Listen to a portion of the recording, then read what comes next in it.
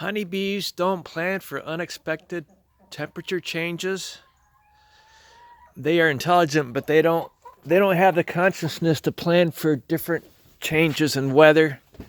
This is what I've done to the larger colonies that were large enough to stay outside. I use comforters.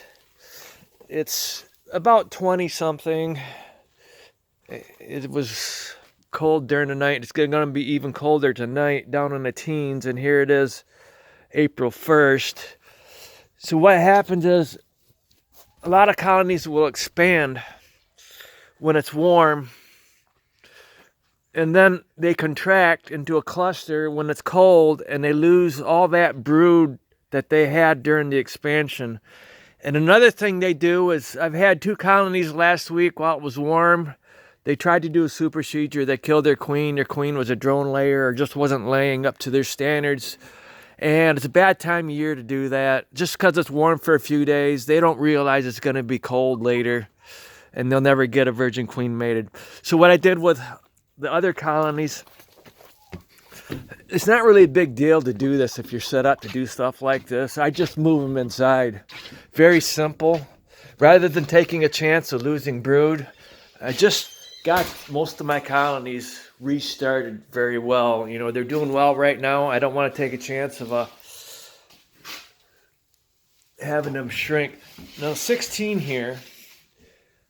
When my colonies get large enough, you know, and they get like 5 or 6 frames of bees, I like to give them a medium of honey.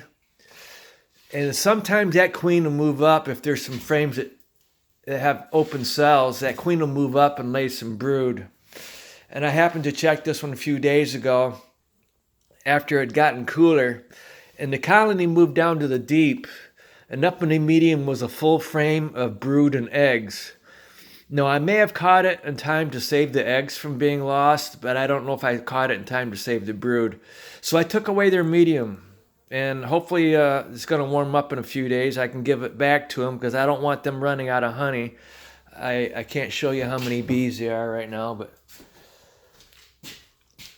most of these in here are really in jeopardy if it got really, really cold. I'd hate to have them have a setback. No, they're doing all right, but some of them are a little bit smaller than this.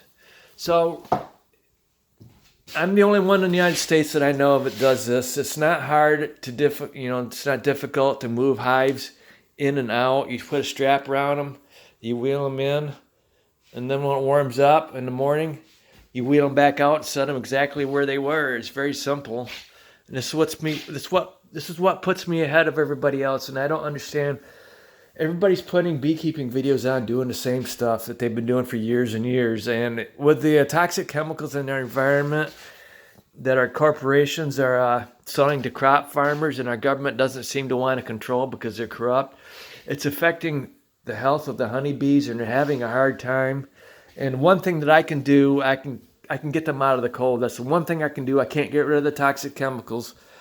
I think I got rid of the varroa mites last fall. I don't seem to have an issue with varroa mites, but the toxic chemicals really is making it difficult for me to get my bees restarted every spring. Okay? Thank you.